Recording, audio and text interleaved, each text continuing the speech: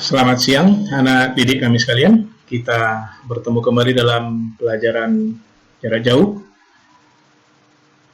PPKN kelas 11. Ini adalah bab akhir untuk menghadapi ujian semester pada tahun ini. Anak Bapak sekalian, Bapak berharap semua kita dalam keadaan sehat dalam mengikuti proses pembelajaran ini, dan hendaknya proses pembelajaran ini tidak mengurangi semangat anak didik kami sekalian, walaupun dalam kondisi masih dalam masa-masa COVID-19 belum sepenuhnya berakhir. Bapak berharap kita tetap menjalankan protokol kesehatan sehingga tidak ada satupun dari kita yang mengalami masalah kesehatan, baik kita secara pribadi maupun orang-orang yang kita sayangi, keluarga, dan rekan-rekan kita. Anak-anak Bapak sekalian, pelajaran kita berikutnya masih di bab 4, yaitu tentang sistem peradilan dan tata hukum di Indonesia. Maka topik kita pada siang hari ini tentang tata hukum nasional.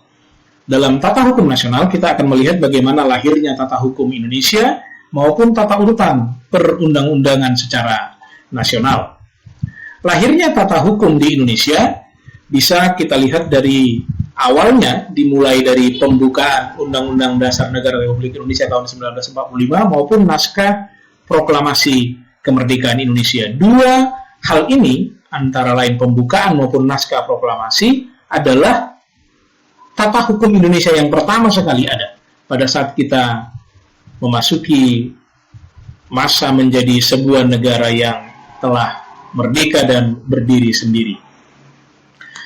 Berbicara tentang tata urutan peraturan perundang-undangan nasional, tata urutan peraturan perundang-undangan nasional ini adalah urutan-urutan peraturan atau perundang-undangan di Indonesia dari mulai yang tertinggi sampai yang terendah. Kalau kita lihat yang tertinggi tentunya adalah Undang-Undang Dasar Negara Republik Indonesia. Yang kedua adalah TAP MPR, yang ketiga adalah undang-undang, demikian juga Perpu, peraturan pemerintah pengganti undang-undang.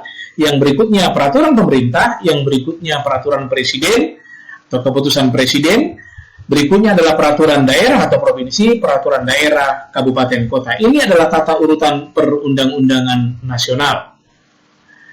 Sistem peradilan nasional. Bagaimana hakikat sistem peradilan nasional, bagaimana macam-macam lembaga peradilan, bagaimana alat kelengkapan lembaga peradilan, demikian juga tingkat peradilan nasional. Kita akan melihatnya dalam penjelasan berikutnya. Hakikat sistem peradilan nasional. Apa definisi peradilan nasional? Peradilan nasional itu adalah rangkaian dari keseluruhan proses perkara di pengadilan yang terdapat dalam suatu negara.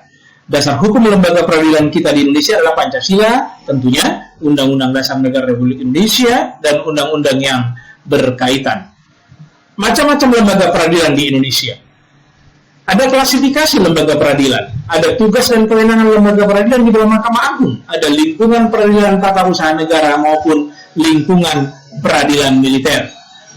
Klasifikasi lembaga peradilan nasional, lembaga peradilan di bawah Mahkamah Agung, Mahkamah Konstitusi, ya.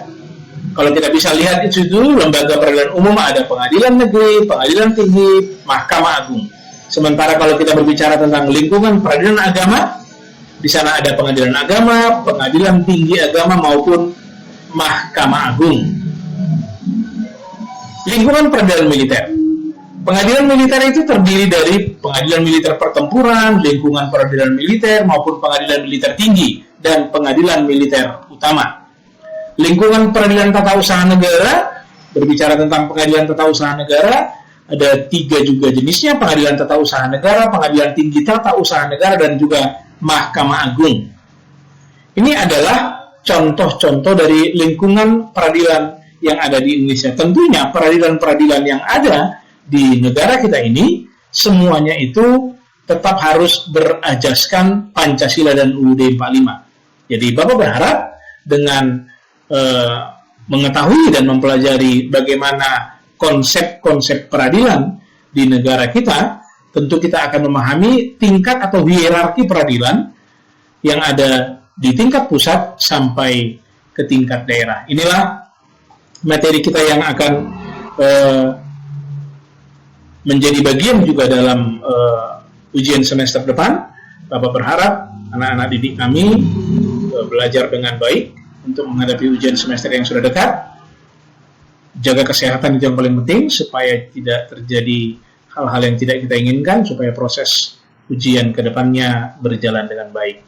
Inilah materi kita untuk siang hari ini.